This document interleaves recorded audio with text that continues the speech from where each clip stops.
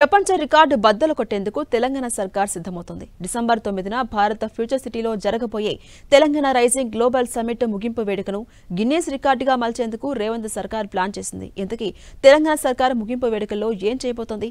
Telangana rising ను ఎలా చూపించబోతుంది? Let's watch.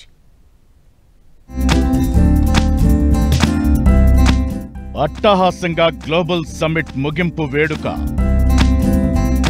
డిసెంబర్ 9న అంబరాన్నంటేలా సంబరాలు.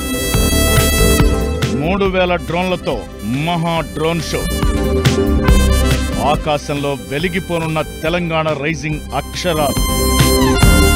తెలంగాణ రైజింగ్ గ్లోబల్ సమ్మిట్ ముగింపు వేడుకను కాంగ్రెస్ సర్కార్ అట్టహాసంగా నిర్వహించేందుకు సిద్ధమైంది.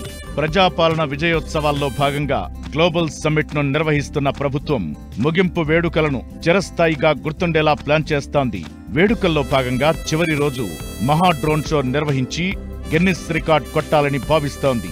ఈ షోలో 3000 డ్రోన్లు ఒకేసారి ఆకాశంలో ఎగరనున్నాయి.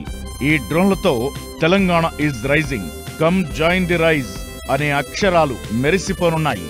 ఈ డ్రోన్ షోతో తెలంగాణ చరిత్ర సృష్టించబోతోంది.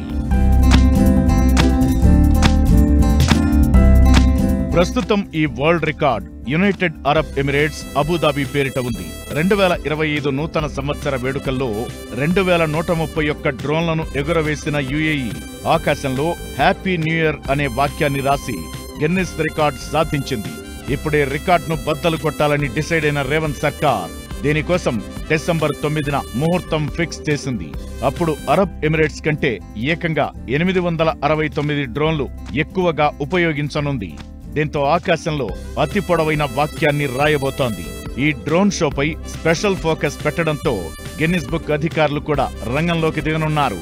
ఈ షోతో తెలంగాణ రైజింగ్ నినాదం ప్రపంచం మొత్తం గగనతలంలో కనిపించనుంది. ఈ మహా డ్రోన్ షో తెలంగాణ బ్రాండ్ను సగర్వంగా చాటనుంది. డిసెంబర్ 9 రాత్రి 7 గంటల తరువాత ముగింపు వేడుకల వేదికగా ఈ దృశ్యం కనువిందు చేయనుంది.